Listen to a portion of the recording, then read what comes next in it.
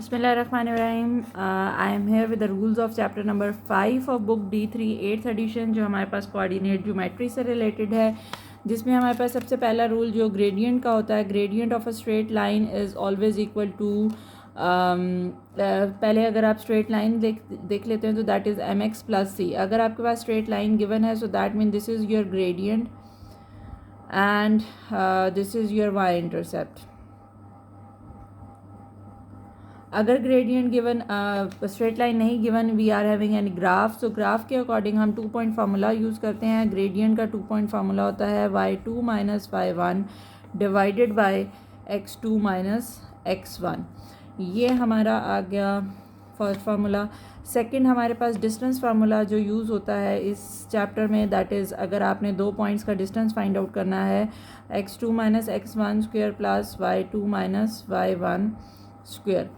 Third formula आपके पास आ जाता है मिड पॉइंट का फार्मूला। अगर कोई से दो पॉइंट्स जो हैं वो लाइन ज्वाइन कर रहे हैं, सो इनका मिड पॉइंट जो है वो आपके पास क्या हो जाता है, x1 plus x2 divided by 2 and y1 plus y2 by 2।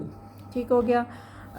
अच्छा जी, फिर हमारे पास ये होता है कि जब भी मिड पॉइंट आप फाइंड आउट करते हैं सो आप ये वाला फार्मूला यूज़ करेंगे। डिस्टेंस के लिए हम लोग ये वाला फार्मूला यूज़ करते हैं। और हम लोग फर्दर देखते हैं और कौन से फार्मूलाज हैं हमारे पास। Okay, formula number 4, when one point and a gradient is given, so we will use y minus y1 this is equal to m into x minus x1 for finding out the equation of straight line. जब आपके पास एक point given होगा, one point is given and gradient is given, m is given, ये दो चीज़ें जब आपके पास गिवन होती हैं तो फिर आप लोग ये वाला फार्मूला यूज़ करते हैं। जब 2 पॉइंट होते हैं तो फिर आप ग्रेडियंट फाइंड आउट करके y इंटरसेप्ट फाइंड करके और फिर फाइंड आउट करते हैं। अच्छा, जब पूछते हैं जी y इंटरसेप्ट कैसे फाइंड आउट करना है, जब आप ग्रेडियंट फाइंड आउट कर लेते हैं तो फिर इसको आप अपनी जनरल फॉर्म में पुट करते हैं। फिर उसके बाद एक पॉइंट, कोई सा एक पॉइंट जो है वो आप इस इक्वेशन में पुट करेंगे और c की वैल्यू निकल आएगी, वहाँ से y इंटरसेप्ट निकलता है आपके पास। ठीक हो गया। फिर हमारे पास फार्मूलाज आते हैं कुछ और। परपेंडिकुलर बाइसेक्टर आ जाता है।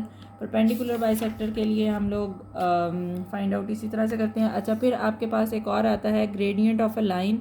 जब हमारे पास एक एंगल गिवन होता है तो फिर ग्रेडियंट उसका क्या होता है, टेंजेंट थीटा।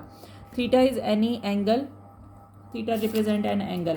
अच्छा, अगर हमारे पास दो लाइंस जो हैं वो पैरेलल हैं, so gradient of line 1 will be equal to gradient of line 2 if the lines are parallel. This symbol is for parallel. If the line are perpendicular, so gradient of m1 multiply with m2, this dot represent multiplier, this should be equal to -1. ये हमारे पास perpendicular के लिए condition होती है, ये हमारे पास parallel के लिए कंडीशन होती है। अच्छा, अगर 3 पॉइंट्स कोलिनियर हैं तो दैट मीन वो सारे के सारे पॉइंट्स एक ही लाइन पे लाई करें तो उनका ग्रेडियंट क्या होगा, सेम होगा। ये बात याद रखनी है आपने, ठीक है। अगर points, if points are collinear, their gradient will be same. If points are collinear,